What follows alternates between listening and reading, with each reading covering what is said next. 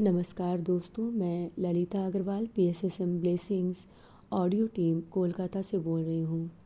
पिछले ऑडियो में हमने जाना कि टॉरकॉम जी अम्मन में एक डॉक्टर के यहाँ ठहरते हैं। डॉक्टर अपनी राजनीतिक धारणाओं से उन्हें प्रभावित करने की कोशिश करते हैं, जिनसे टॉरकॉम जी बहुत अनकंफर्टेबल फील करते हैं। ऑडियो नंबर 70 में हम इसी घटना को आगे बढ़ाते हैं।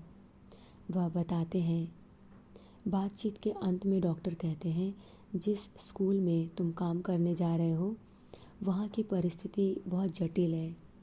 इसमें तीन राजनीतिक दल हैं। तुम बहुत ध्यान रखना कि तुम किसी की भी बात न मानो, सिर्फ मेरी बात मानना और मुझे ही सुनना, क्योंकि यहाँ की उच्च जगहों पर मेरी जान पहचान है और सिर्फ मैं ही तुम्हें किसी भी तरह के खतरे से बचा सकता हूँ। उस रात मैं बहुत बेचैन रहा। मैं राजनेता नहीं था। राजनीतिक दलों के झगड़ों में मेरा कोई अनुभव नहीं था, न ही किसी राजनीतिक दल में मेरा कोई इंटरेस्ट था। यह घटना और यह चैप्टर यहीं ख़त्म होता है। हम एक नए चैप्टर की शुरुआत कर रहे हैं, जिसका नाम है from teacher to rail road work, यानी शिक्षक से रेल रोड के कार्य तक। दूसरे दिन वे लोग मुझे स्कूल में लेकर गए। स्कूल सिर्फ 3 कमरों का था। कमरे एक दूसरे से जुड़े हुए थे। स्कूल एक पहाड़ पर था और कमरे पहाड़ के अंदर ही बनाए हुए थे। सबसे पहली चीज़ जिस पर मेरा ध्यान गया वह यह कि वहाँ ह्यूमिडिटी की दुर्गंध आ रही थी। मैंने दीवारों की तरफ देखा और पाया कि वे गीली थी। अचानक मेरे मन में एक विचार आया और मैंने सोचा, तुम्हें पता है मैं एक मिशन के तहत यहाँ आया हूँ। बहुत सारे बच्चे थे वहाँ जो बेंचों पर एक दूसरे से इतने चिपक कर बैठे हुए थे जैसे वे ममीज़ हों, और उन्हें पता भी नहीं था कि मैं किस तरह का आदमी हूँ। लेकिन कुछ मिनटों के परिचय के बाद ही वे सभी बहुत प्रेम से बातचीत करने लगे और मैंने उनसे कुछ ऐसा वादा किया जो बाद में मेरे रास्ते में थोड़ी समस्या बन गया। मैंने बच्चों से कहा, मैं तुम्हारे लिए एक नई स्कूल बनाने की पूरी कोशिश करूँगा, जहाँ तुम्हारे पास सुंदर सी जगह होगी, जहाँ तुम खेल सको, दौड़ सको, जहाँ तुम अच्छा समय व्यतीत कर सको, और यह वादा जल्दी ही पूरा होगा। जब मैंने यह बोलकर ख़त्म किया, एक लंबे व्यक्ति ने मेरे कंधों पर हाथ रखा और कहा, हम देखना चाहते हैं कि ये किसी भी तरह से संभव है।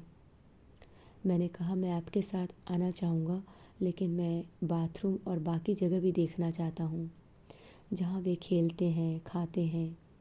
उसने कहा, ठीक है, हम तुम्हें लेकर चलते हैं। और हम रसोई घर में गए, जो बहुत ही बेकार सी जगह थी। वहाँ का बाथरूम भी बहुत गंदा और दुर्गंध भरा था। उसके बाद उसने कहा, और कोई जगह नहीं है, वो सड़कों पर खेलते हैं।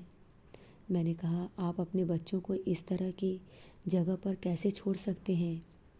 उस व्यक्ति ने कहा, देखो, तुम यहाँ शिकायत करने नहीं आए, बल्कि अपना काम और अपनी सेवाएं देने आए हो, और हमें तुमसे यही उम्मीद है। मैंने कहा, ठीक है, मैं यहाँ काम ही करना चाहता हूँ, लेकिन मैं आपको यह भी याद दिलाना चाहता हूँ कि ये बच्चे आपके बच्चे हैं और मैं इनकी भलाई के बारे में चिंतित हूँ और सोचता हूँ, स्वयं के बारे में नहीं।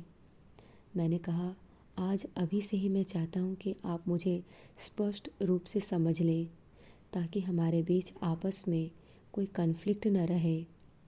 उसने कहा, इन सब चीज़ों के बारे में हम बाद में बात करेंगे। और वह मुझे एक दूसरे घर में लेकर गया, जहाँ एक दूसरे राजनीतिक दल के साथ मीटिंग थी। उन्होंने कहा, हमें अच्छा नहीं लगा कि तुम यहाँ आए और पहली बार उस राजनीतिक दल के रिप्रेजेंटेटिव से मिले। मैंने कहा, मुझे इन राजनीतिक दलों की कोई जानकारी नहीं थी। मैं तो बस स्कूल में आया था। मैं किसी राजनीतिक दल के लिए यहाँ नहीं आया। वह बोला, हमें चिंता है कि तुम उस व्यक्ति के बहुत क्लोज संपर्क में आ सकते हो। वह जातिवाद को बढ़ावा देता है और उसकी रेप्यूटेशन भी बहुत ख़राब है। अगर तुम उस व्यक्ति के साथ रहो तो तुम्हारी रेप्यूटेशन और तुम्हारे काम पर भी आँच आएगी। मैंने कहा, पहला तो यह कि मुझे तो मालूम भी नहीं था कि वह व्यक्ति कौन है। दूसरा, अगर वह किसी बच्चे का पेरेंट है या स्कूल के साथ उसका संपर्क है तो मैं उसे निगलेक्ट भी नहीं कर सकता। मैं यहाँ आपके बच्चों के लिए काम करने आया हूँ, और अगर बच्चों के पेरेंट्स कोऑपरेटिव हैं और अच्छे हैं तो आपके बच्चे भी खुश रहेंगे। मैं इस हारमोनी के साथ ही आप और सभी दलों के बीच सामंजस्य स्थापित करने की सोच रहा हूँ। इससे आपके बच्चों को फ़ायदा होगा और शीघ्र ही हम बच्चों को एक सुरक्षित, साफ और स्वास्थ्यवर्धक जगह दे पाएंगे। एक मोटा व्यक्ति कोने से कूद खड़ा हुआ और बोला, हम तुम्हारे उपदेश और तुम्हारा लेक्चर सुनने नहीं आए। बेहतर है तुम सिर्फ अपने काम पर ध्यान दो। मैंने कहा, मैं माफ़ी चाहता हूँ अगर मैंने आपको परेशान किया, लेकिन आप लोगों के लिए परेशानी खड़ी करने का मेरा कोई इंटेंशन नहीं है। मेरा मकसद सिर्फ यहाँ आकर आपके बच्चों की सेवा करना है, और यही कुलपति का भी लक्ष्य था जिन्होंने यह पत्र लिखा। और मैंने वह पत्र अपनी जेब से निकाल कर उनको दे दिया। यह पत्र फिर मुझे वापस नहीं दिया गया। दूसरे दिन मैं स्कूल गया और शिक्षकों से मिला। वहाँ 3 शिक्षक थे जिन्हें किसी भी चीज़ का कोई ज्ञान नहीं था और ठीक से शिक्षित भी नहीं थे।